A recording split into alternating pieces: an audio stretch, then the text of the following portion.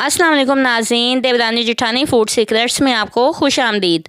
अक्सर लोगों से मूली का पराठा आसानी से नहीं बनता, टूट जाता है या फिर क्रिस्पी नहीं होता। तो इन तमाम मसाइल के लिए आज हम आपके लिए परफेक्ट मूली पराठा की रेसिपी लेके हाजिर हुए हैं, हरी चटनी के साथ, एक मखसूस फ्लेवर में। और इसके फ्लेवर को दुगना करने के लिए हम इसमें एक ख़ास चीज़ भी ऐड करेंगे जो मैं आपको आगे जाके बताऊँगी। तो चलिए शुरू करते हैं। इसके लिए हम सबसे पहले अपनी डो तैयार करेंगे। डो बनाने के लिए आप चक्की का आटा भी ले सकती हैं, लेकिन मैं ये 1 कप मैदा इसमें शामिल कर रही हूँ। 1 कप मैदा और 1 कप ही चक्की का आटा, ये 2 चीज़ें इसमें हम वज़न शामिल करने के बाद इसमें जाएगा ये 2 टेबलस्पून कुकिंग ऑयल। और इसमें थोड़ा थोड़ा सा पानी मिलाते हुए हम इसे मिक्स करना शुरू करेंगे।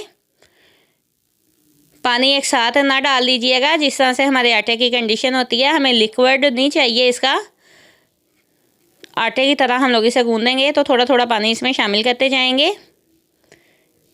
ये देखिए, हल्का सा पानी इसमें शामिल करने के बाद अब मैं इसे हाथों की मदद से गूंदना स्टार्ट करूँगी। आटे में कुकिंग ऑयल को शामिल करने से ये होता है कि हमारा आटा बहुत ही नरम और मुलायम बन के तैयार होता है, स्मूथनेस आती है इसमें, और हमारा मूली का पराठा बहुत अच्छा बन के तैयार होता है। तो चलिए इस तरीके से करते हुए पहले इसे हम लोग स्मूथ कंडीशन में ले आएंगे अच्छे से। ये देखिए, मेरा आटा स्मूथ कंडीशन में आ चुका है बड़े अच्छे से।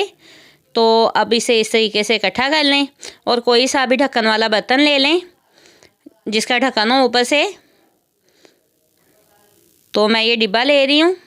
ये आटा इसमें डाल के इसे कवर कर देंगे और इसे 10 से 15 मिनट के लिए रेस्ट के लिए छोड़ देंगे। ये स्टेप बहुत लाजमी है, इससे फ़ौरन ही यूज़ में ना लाइएगा।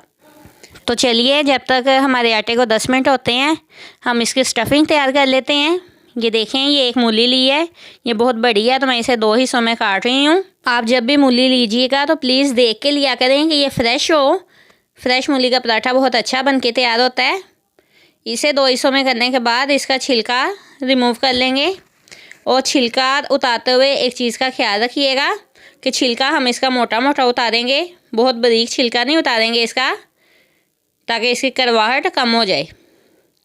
छिलका उतारने के बाद कोई सा भी कद्दूकश ले लें और कद्दूकश की मदद से इसे कश कर लेंगे। हम इस तरीके से करते हुए कश कर लें। ये सारी मूली कश कर चुके हैं और अब आएगा इसका सबसे लाजमी स्टेप, जिसकी वजह से हमारा मूली का पराठा टूट जाता है।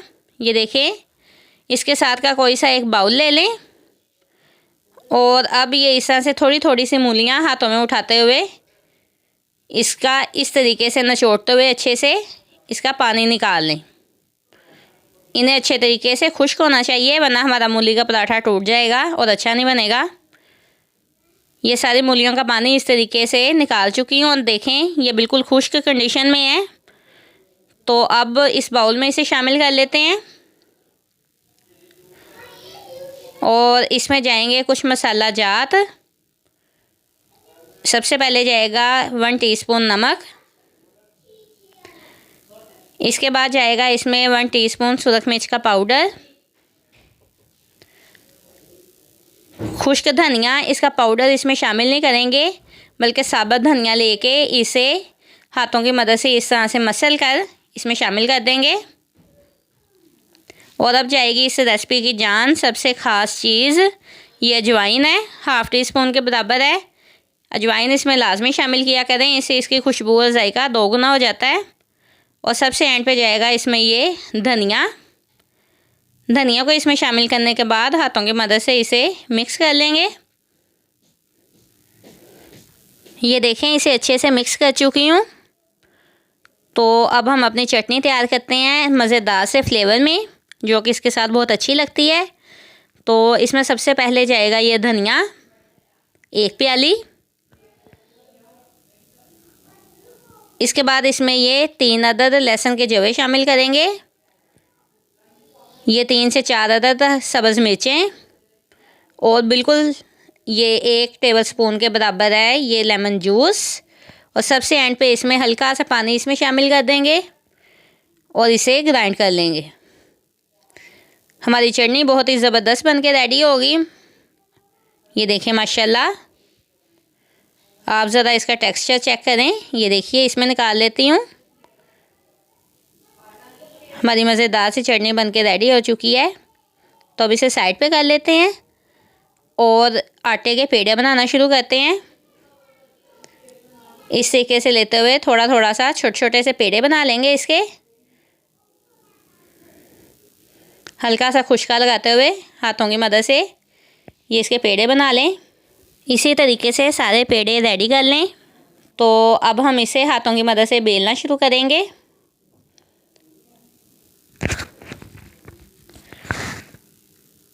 हल्का सा खुशका लगा के पहले हाथों की मदद से इसे ज़रा सा बड़ा कर लें। और इस कंडीशन में इसमें मूलियाँ अप्लाई ना कीजिएगा, हमें इसकी ज़रा सी इससे बड़ी रोटी चाहिए। इसी वजह से हमारा पराठा टूट जाता है और अच्छा नहीं बनता। तो इसे बेलन की मदद से हल्का सा इसे थोड़ी सी, ये देखें मैं बड़ी कर चुकी हूँ। इसी तरीके से दूसरी रोटी भी बना लेते हैं। ये देखें दोनों रोटियां बना चुकी हूँ। तो अब अपने तैयार की हुई स्टफिंग इसमें शामिल कर दें। 2 या 3 टेबलस्पून जितनी भी आपको पसंद हो, कम या ज़्यादा। और इसे शामिल करने के बाद ये दूसरी रोटी इसके ऊपर इस तरीके से सेट कर लें और इसके किनारों को अच्छे से लॉक कर लें हाथों की मदद से। ये देखिए, इसे अच्छे से सेट कर चुके हैं हाथों से। तो अब इसके ऊपर हल्का सा खुशका डस्ट करेंगे और बेलन की मदद से बहुत ही हल्के हाथों से इसे बेल के बड़ा कर लें। ये देखिए माशाल्लाह हमारा मूली का पराठा कितना प्यारा बन के तैयार हुआ है, ज़रा भी टूटा नहीं है। तो ये इसे गर्म तवे पे डाल लें।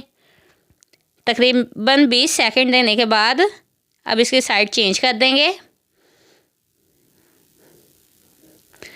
और इसके ऊपर ऑयल एक साइड पे अच्छे से लगा देंगे और इसके फ़ौरन बाद इसकी साइड को दोबारा से चेंज करके दूसरी साइड पे भी ऑयल लगा लेंगे। इसे स्टे नहीं देंगे, इसी वजह से हमारा मूली का पराठा बहुत क्रिस्पी बनके तैयार होगा। ये देखिए दोबारा से, और ये देखिए माशाल्लाह इसका क्रिस्पीपन आना शुरू हो चुका है। और ये इसकी कंडीशन देखें माशाल्लाह, इसका कलर कितना क्रिस्पी बनके तैयार हुआ है। ये देखें माशाल्लाह हमारा परफेक्ट मूली पराठा बनके रेडी हो चुका है हरी चटनी के साथ। और ज़रा आप इसकी स्टफिंग चेक करें, माशाल्लाह कितना खूबसूरत कलर है इसका और उतना ही ये क्रिस्पी है जैसा कि आपको इसे देख के पता चल रहा होगा। तो इसे बनाएं, इंजॉय करें और साथ में हरी चटनी बनाना मत भूलिएगा। ये इसमें एक बहुत ही ज़बरदस्त फ्लेवर डेवलप करती है। तो नाज़रीन, अगर आपको हमारी ये रेसिपी अच्छी लगी हो तो प्लीज़ लाइक और शेयर ज़रूर कीजिएगा। मुझे और मेरी टीम को इजाज़त दें, दुआओं में याद रखिएगा। फिर हाजिर होंगे किसी अच्छी और ख़ूबसूरत सी नई रेसिपी के साथ। तब तक के लिए अल्लाह हाफिज़।